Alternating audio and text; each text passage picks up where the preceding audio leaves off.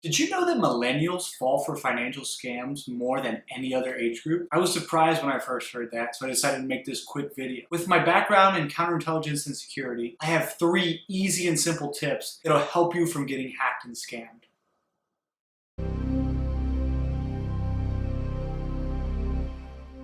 Hello, my name is Roberto and welcome to my channel. In my previous line of work, I was an Army counterintelligence officer and I spent time as the special security officer for an Army Air and Missile Defense Command. During that time, I saw many sophisticated hacks, scams, and attacks. However, the majority of attacks and scams that happen to people are very low tech. In fact, most of the time someone is scammed or hacked, they actively give the information to those criminals. So I wanted to share with you 3 simple, easy things you can do to help prevent yourself from getting hacked and scammed.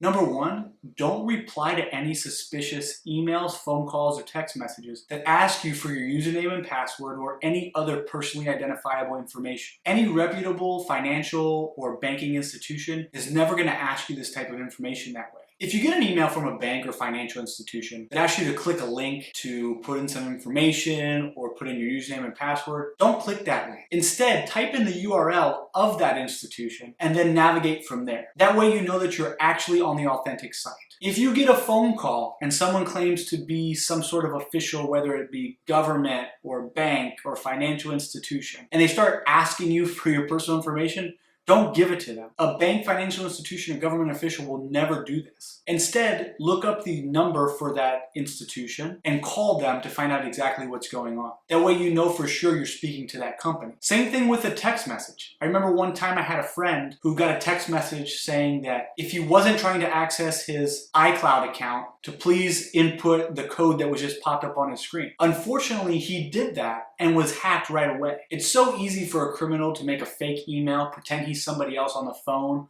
or send a text message. Don't fall for that. Be a little more investigative. Tip number 2, use 2-factor authentication anytime it's available. I definitely do that with my Instagram.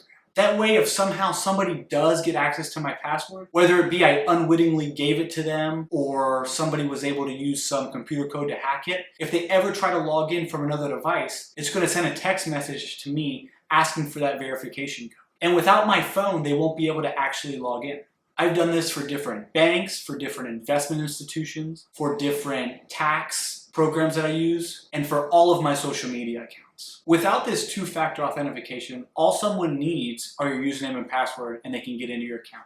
Tip number 3, use security questions as another type of password. There's so many security questions that most people can actually find out. For example, my mother's maiden name. It's so easy for a criminal to do some searching and find that out.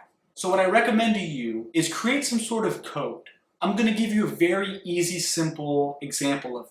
Let's say for every security answer I input through every site, for each 3rd character, I'm going to put a money sign there.